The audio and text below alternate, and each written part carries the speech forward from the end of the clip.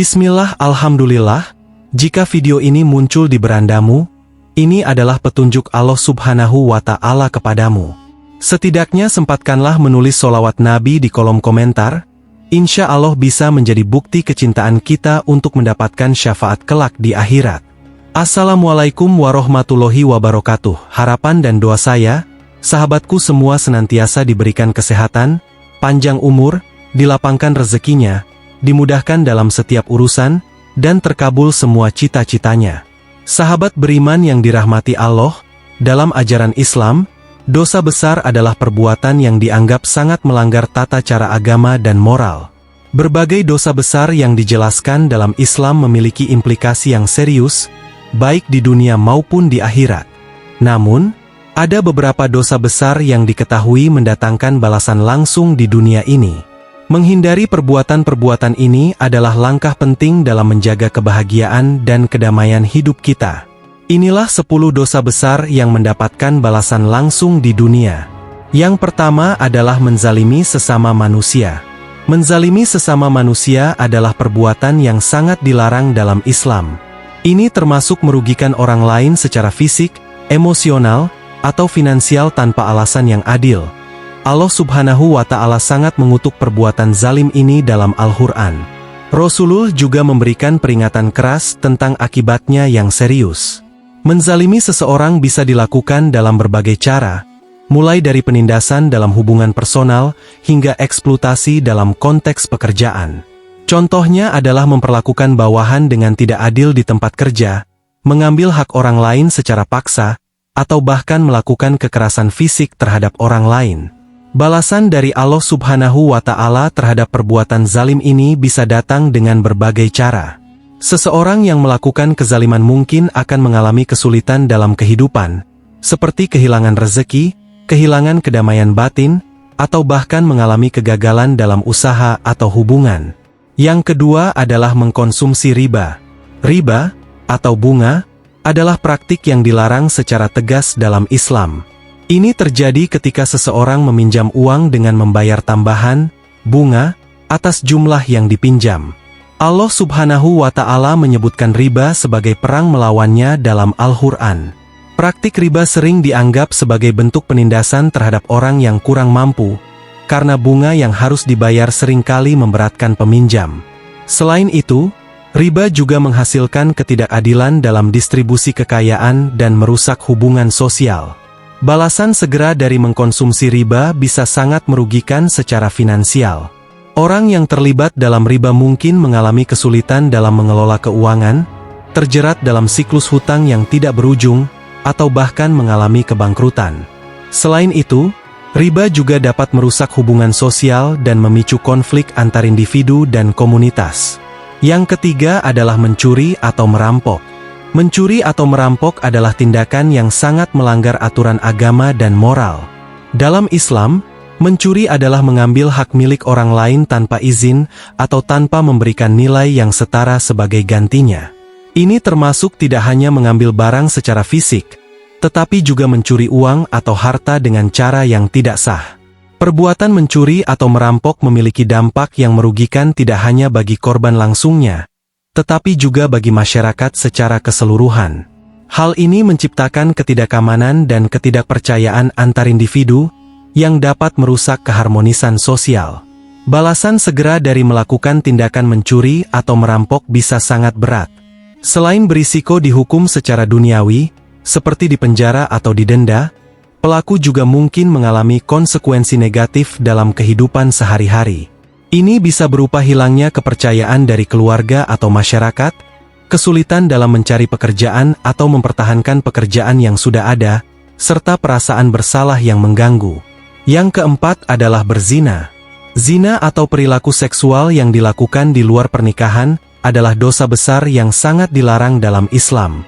Ini termasuk hubungan seksual di luar ikatan pernikahan, baik itu hubungan pranikah maupun hubungan selingkuh dalam pernikahan. Perbuatan zina memiliki dampak yang sangat serius, baik secara fisik, emosional, maupun spiritual. Dari segi fisik, zina bisa menyebabkan penyebaran penyakit menular seksual yang berbahaya seperti AIDS, sifilis, dan penyakit menular lainnya. Tidak hanya itu, risiko kehamilan di luar nikah juga meningkat, menghadirkan tanggung jawab yang besar baik bagi individu yang terlibat maupun bagi anak yang lahir dari hubungan tersebut. Dari segi emosional, zina seringkali menyebabkan penderitaan yang mendalam bagi semua pihak yang terlibat, termasuk pasangan dan anak-anak.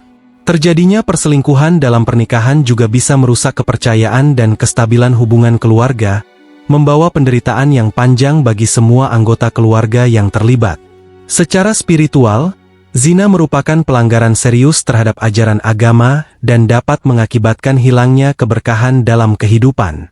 Pelaku zina mungkin mengalami perasaan bersalah yang mendalam dan jauh dari rahmat Allah Subhanahu wa Ta'ala. Balasan segera dari berzina bisa berupa kehancuran hubungan, baik itu hubungan asmara maupun hubungan keluarga. Selain itu, orang yang terlibat dalam perbuatan zina juga mungkin mengalami kerugian dalam hal reputasi dan martabat, serta mengalami kesulitan dalam mencapai kebahagiaan sejati dalam kehidupan. Yang kelima, memakan harta orang lain dengan cara yang tidak halal.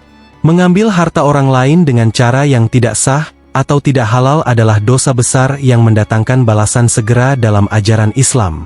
Praktik seperti penipuan, pencurian, atau korupsi adalah beberapa contoh dari cara-cara yang dilakukan untuk memperoleh harta secara tidak adil. Dalam Islam, harta seseorang adalah sesuatu yang dianggap suci dan harus dihormati. Oleh karena itu, mengambil harta orang lain tanpa izin atau dengan cara yang tidak sah adalah melanggar perintah Allah Subhanahu wa Ta'ala. Selain itu, tindakan semacam ini juga merugikan individu yang menjadi korban, baik secara finansial maupun secara emosional. Balasan segera dari memakan harta orang lain secara tidak halal bisa berupa kehilangan rasa aman dalam kehidupan, konsekuensi hukum yang serius, dan kehilangan kepercayaan dari masyarakat. Selain itu, orang yang terlibat dalam praktik semacam ini juga mungkin mengalami kesulitan dalam mencapai kesuksesan yang berkelanjutan, karena keberkahan dalam usaha tersebut akan hilang.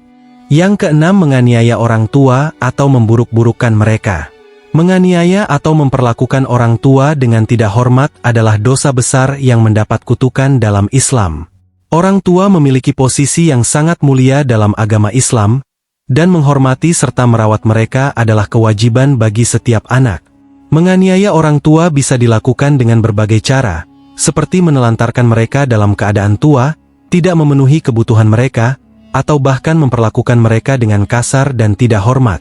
Hal ini sangat bertentangan dengan ajaran Islam yang menekankan pentingnya berbakti kepada orang tua. Balasan segera dari menganiaya orang tua atau memperlakukan mereka dengan tidak hormat bisa berupa hilangnya rahmat dan berkah dalam kehidupan, serta kesulitan dalam hubungan dengan anak-anak di masa mendatang. Selain itu, tindakan semacam ini juga dapat menyebabkan perasaan bersalah yang mendalam dan kehilangan kepercayaan dari masyarakat. Yang ketujuh, menyakiti orang lain dengan lidah atau perkataan.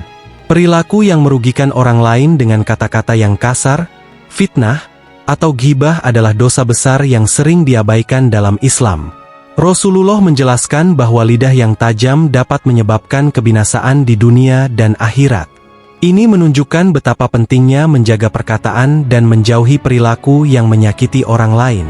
Menyakiti orang lain dengan lidah atau perkataan bisa dilakukan dalam berbagai situasi, mulai dari omongan yang menghina atau merendahkan martabat seseorang, hingga menyebarkan fitnah atau gosip yang tidak benar. Tindakan semacam ini tidak hanya merusak hubungan sosial, tetapi juga bisa menyebabkan penderitaan emosional yang mendalam bagi korban. Balasan segera dari menyakiti orang lain dengan perkataan bisa berupa kehilangan reputasi, pertengkaran dalam hubungan, dan rasa bersalah yang menghantui. Selain itu, orang yang terbiasa dengan perilaku semacam ini juga mungkin kehilangan kepercayaan dari orang lain dan kesulitan dalam menjalin hubungan yang sehat dan harmonis. Yang kedelapan, mengabaikan kewajiban sholat. Sholat adalah kewajiban utama dalam Islam dan merupakan salah satu tiang agama. Meninggalkan kewajiban sholat tanpa alasan yang sah adalah dosa besar yang berdampak langsung pada hubungan kita dengan Allah Subhanahu wa Ta'ala. Sholat adalah cara untuk berkomunikasi langsung dengan Allah Subhanahu wa Ta'ala dan memperkuat ikatan spiritual kita dengannya. Mengabaikan kewajiban sholat bisa dilakukan dengan berbagai cara, seperti seringkali meninggalkan sholat tanpa alasan yang jelas, atau bahkan membiarkan waktu sholat berlalu tanpa melakukan sholat sama sekali. Tindakan semacam ini menunjukkan kurangnya kesadaran spiritual dan penghormatan terhadap perintah Allah Subhanahu wa Ta'ala. Balasan segera dari mengabaikan kewajiban sholat bisa berupa kegelisahan spiritual, kehilangan ketenangan batin, dan kesulitan dalam mencapai kesuksesan sejati dalam kehidupan.